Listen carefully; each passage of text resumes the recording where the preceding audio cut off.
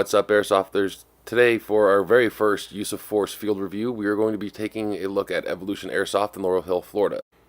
Now, this is my home field, and for good reason. This is probably one of the better fields in the area.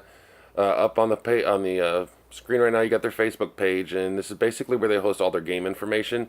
And I'll have the link posted for you down below. Following that, we have the map of the field. Now, it's a very large field, but I'm not sure the exact size.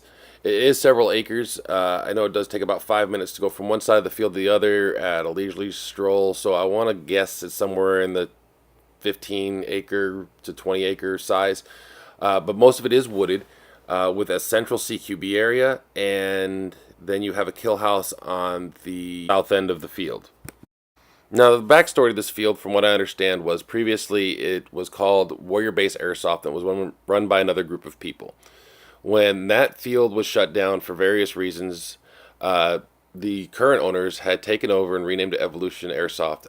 And why they had done this was to give the local kids a place to play airsoft in a safe environment, which says a lot about the field owner's attitude and mentality towards how this place is run. It's actually run more like a neighborhood or community as opposed to a business. And some of you who've been in the sport for a while know exactly what I'm talking about. The thing I love so much about this field is that it is laid back and it has generated a really great community around it. And that's one of the reasons that I keep coming back to this field again and again. Alright, so generally the games that they play here, or the style of games that they play here, are some of your typical airsoft games. You have Capture the Flag, you have Rescue the Pilot, you have down satellite games. But my favorite one probably here is going to be their 3-flag domination game, and it's really because of the way they run it.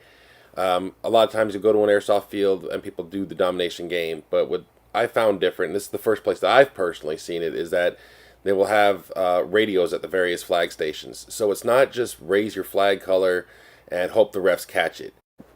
Basically, once you call it in, the refs will repeat it over the radio, and if you're listening, you'll hear it and you'll know where your team's at and how it's doing.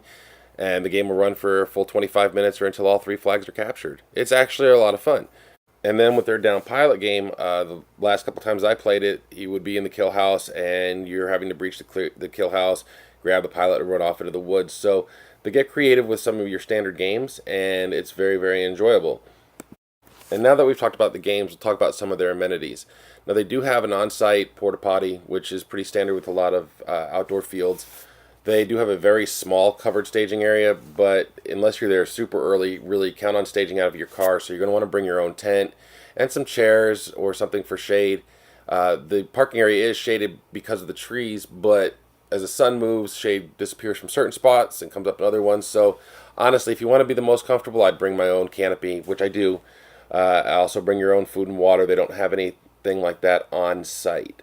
The only gripe I really have with the field is that they don't have HPA on site. So if you are a Polar Star player or V12 or Daytona gun or whatever you want, if you're an HPA player, be sure to bring your own air tanks. Since we happen to live on the Emerald Coast, there are a lot of scuba shops in the area that will fill your own scuba tanks, though I haven't found any that will rent one to you. But make sure you bring your own. Also, they do require dead rags, so if you don't have one, they have those on site for $2, and they also have Tim's Tech Table, I think is what they're calling it, and Tim will work on your guns while you're there for a nominal fee. For simple stuff like a jammed gearbox or whatever, Tim will take care of it like right away, and there's really no cost, but I don't want to speak for him on all that. He helped me out with a motor height adjustment for no cost, just to get me back in the game, and they will take good care of you. But if you want something more than that, like you want an actual upgrade to your gun, he will do it at the field if possible. If not, he'll take it home with him and I'll have it for the next game. They also rent guns. I believe they're using G&G combat machines right now, so if you don't have an airsoft rifle and just want to check it out, they will rent you a gun, and I believe it's a $30 fee to include your field fee with it, so it's just $30 to get on the field, and they do include some BBs with it. They also sell additional BBs at various prices. So the field for a game space is great. I wouldn't go there planning on shopping or picking up a lot of extra amenities.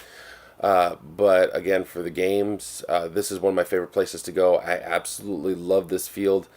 If we had to do a star rating, it's definitely what I would call a 4.5 star field, simply just because it doesn't have the HPA fills, and I am an HPA user, and that does not have his own tank at the moment. So, guys, overall, you really need to check out Evolution Airsoft if you get a chance. Again, that's in Laurel Hill, Florida. The link's in the description. And I hope to see you guys out there someday soon. Thanks for watching, and we'll catch you later.